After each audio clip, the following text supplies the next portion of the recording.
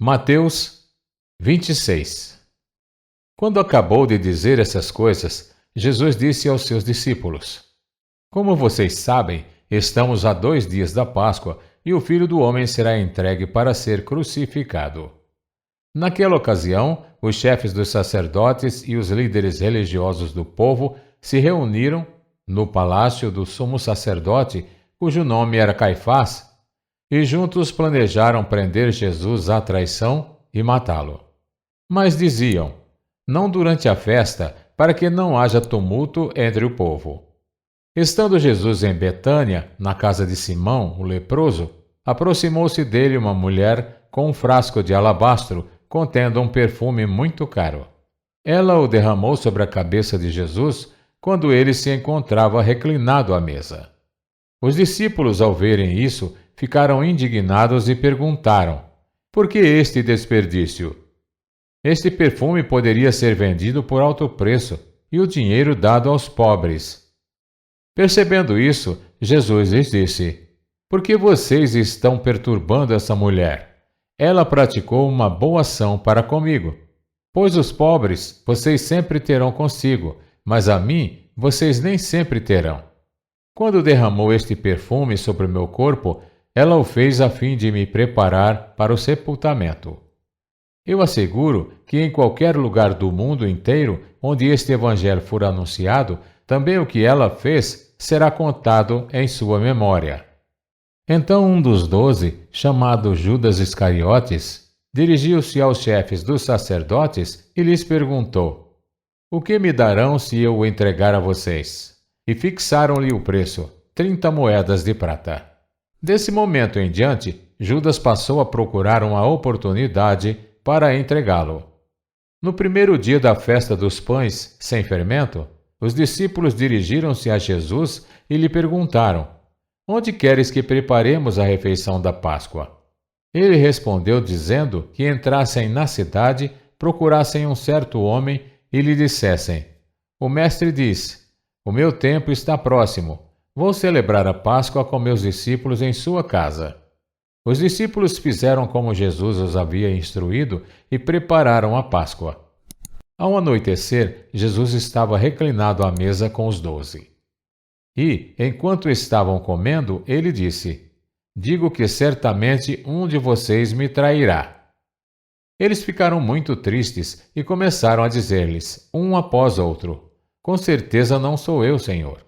Afirmou Jesus: aquele que comeu comigo do mesmo prato há de me trair. O Filho do Homem vai, como está escrito a seu respeito, mas ai daquele que trai o Filho do Homem. Melhor lhe seria não haver nascido.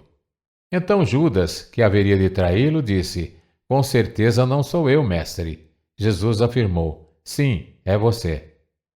Enquanto comiam, Jesus tomou o pão, deu graças, partiu e o deu aos seus discípulos, dizendo: tomem e comam, isto é o meu corpo.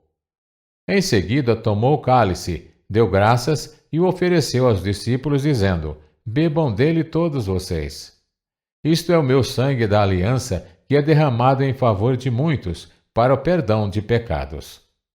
Eu digo que de agora em diante não beberei deste fruto da videira até aquele dia em que beberei o vinho novo com vocês no reino de meu Pai. Depois de terem cantado um hino, saíram para o Monte das Oliveiras. Então Jesus lhes disse: ainda esta noite todos vocês me abandonarão. Pois está escrito: ferirei o pastor e as ovelhas do rebanho serão dispersas. Mas, depois de ressuscitar, irei adiante de vocês para a Galiléia. Pedro respondeu: ainda que todos te abandonem, eu nunca te abandonarei. E respondeu Jesus: asseguro que ainda esta noite, antes que o galo cante, 3 vezes você me negará. Mas Pedro declarou: mesmo que seja preciso que eu morra contigo, nunca te negarei. E todos os outros discípulos disseram o mesmo. Então Jesus foi com seus discípulos para um lugar chamado Getsêmani e lhes disse: sentem-se aqui enquanto vou ali orar. Levando consigo Pedro e os 2 filhos de Zebedeu, começou a entristecer-se e a angustiar-se.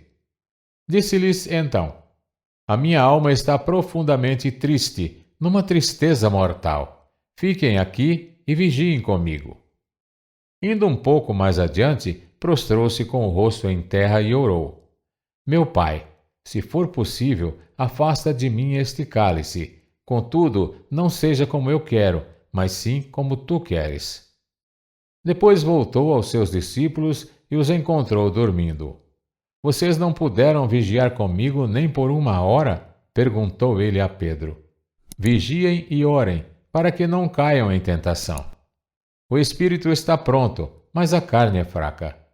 E retirou-se outra vez para orar.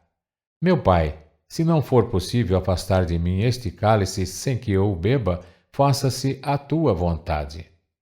Quando voltou, de novo se encontrou dormindo, porque seus olhos estavam pesados.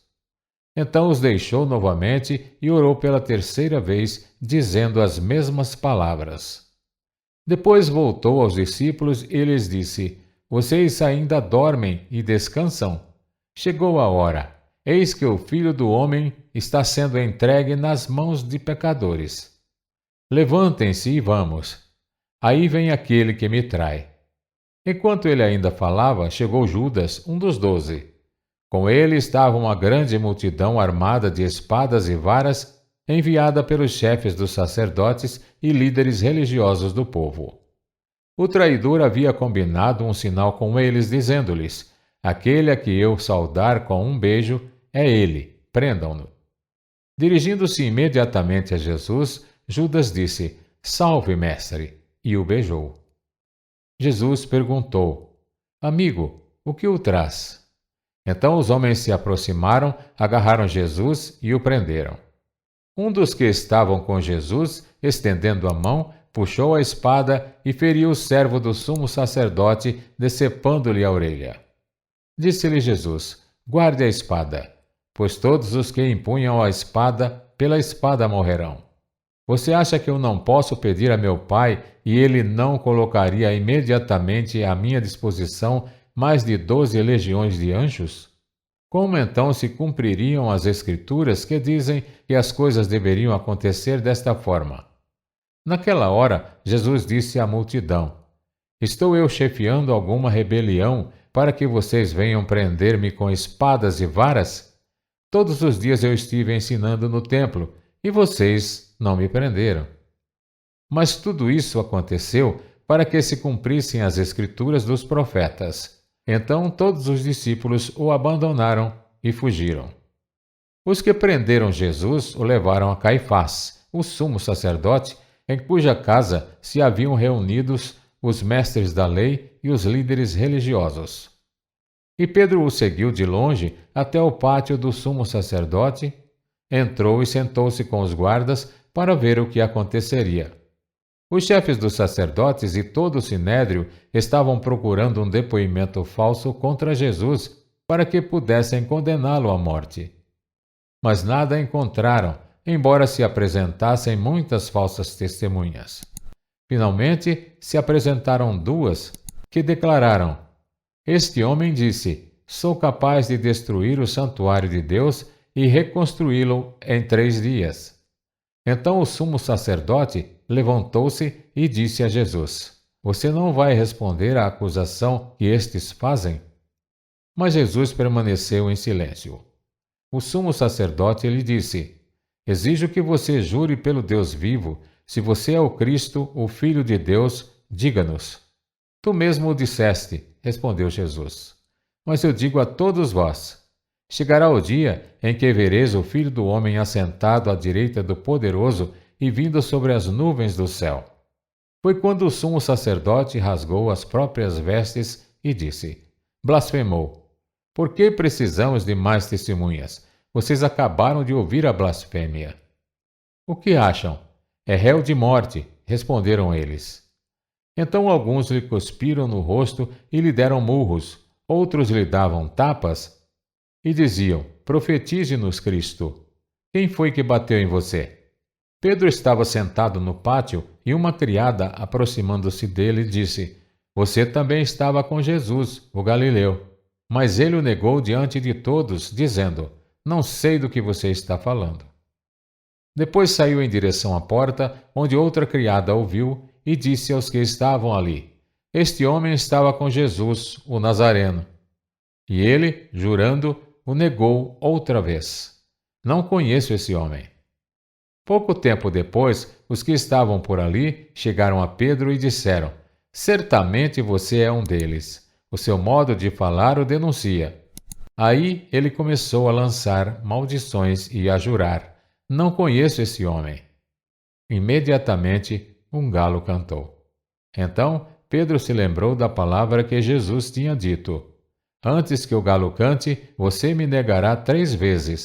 E saindo dali, chorou amargamente.